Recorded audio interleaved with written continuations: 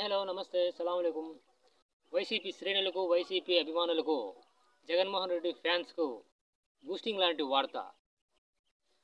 కూటమి ప్రభుత్వం అధికారంలోకి వచ్చిన తర్వాత అడపాదడపా ప్రజా సమస్యల మీద పోరాటం చేస్తున్నటువంటి వైఎస్ జగన్మోహన్ రెడ్డి గారు ఈ మధ్యకాలంలో ఎటువంటి పోరాటం చేయకుండా నిస్సత్తుగా ఉన్నారు.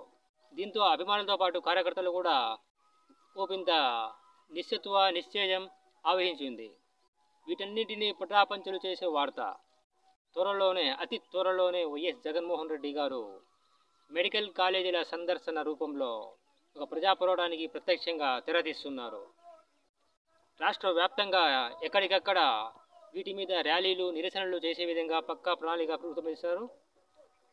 ఈ ప్రణాళికలో భాగంగా ఈ నెల 9వ తేదీన అనకాపల్లి డిస్టిక్లో మెడికల్ కాలేజీల సందర్శనతో పాటుగా అక్కడ నిరసనలో కూడా ప్రత్యక్షంగా జగన్మోహన్ రెడ్డి గారు పాల్గొనబోతున్నారు.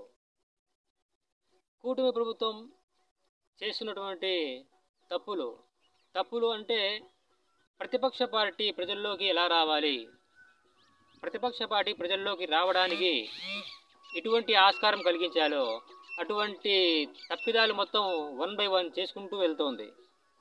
మొన్న అసెంబ్లీలో చూసాం కదా, నందమూరి బాలకృష్ణ గారు నోరు జారారు. దానివల్ల ఎంత ఇష్యూ అయిందో మనమంతా చూసాం. అది ఇంకా చల్లారలేదు.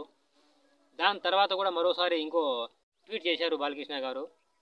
అది అయిపోయిన తర్వాత రీసెంట్గా ఆంధ్రప్రదేశ్ అసెంబ్లీ స్పీకర్ అయ్యన్న పాత్రుడు గారు ఒక సభలో మాట్లాడుతూ నర్సీపట్నంలో అసలు మెడికల్ కాలేజే లేదు, దానికి పర్మిషన్ లేదు, దానికి జీవో లేదు, ఎక్కడ ఉంది కాలేజీ, దానికి ఆర్డర్స్ ఉన్నాయా అంటూ సవాల్ విసిరారు. సవాల్తో పాటుగా ఎవరైనా సరే మీరు వస్తే నేను చూపిస్తాను, నా సవాలు స్వీకరించండి అని చెప్పేసి సవాల్ విసిరారు.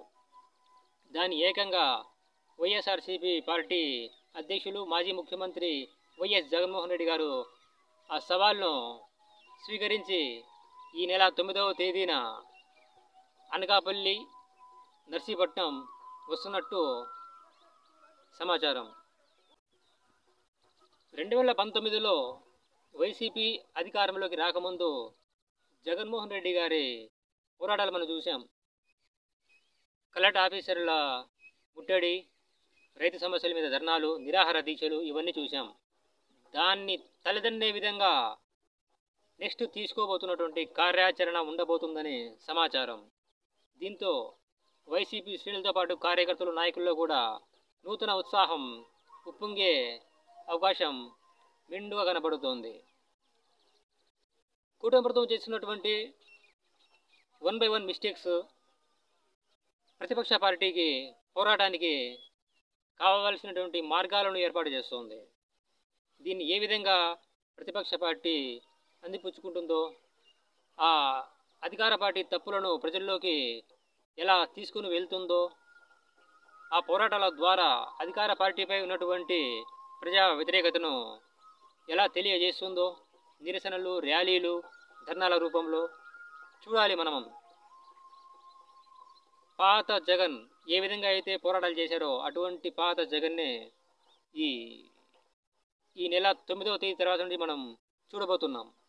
ఇక ఈ మిగిలిన 3 సంవత్సరాల కాలాన్ని ఎటువంటి ప్రజా పోరాటాల ద్వారా జగన్మోహన్ రెడ్డి గారు ముందుకు తీసుకెళ్తారో ఆసక్తి రేపిస్తుంది. పనిలో పనిగా ఒక నర్సీపట్నం మెడికల్ కాలేజే కాకుండా మిగిలిన 16 కాలేజీలను కూడా సందర్శనగా ఒక ప్లాన్ చేస్తే బ్రహ్మాండంగా ఉంటుందని చెప్పేసి అక్కడక్కడ వినిపిస్తున్నటువంటి కార్యకర్తల్లో, వైసీపీ కార్యకర్తల్లో, వైసీపీ శ్రేణుల్లో వినిపిస్తున్నటువంటి ఒక మాట. చూద్దాం ఈ మిగిలినటువంటి 3 సంవత్సరాల కాలాన్ని ఎటువంటి ప్రజా పోరాటాలతో జగన్మోహన్ రెడ్డి గారు ముందుకు తీసుకెళ్తారో లీడ్ చేయాలి. మనతో పాటుగా అధికార పక్షం కూడా చాలా ఆసక్తిగా ఉంది. Wait and see.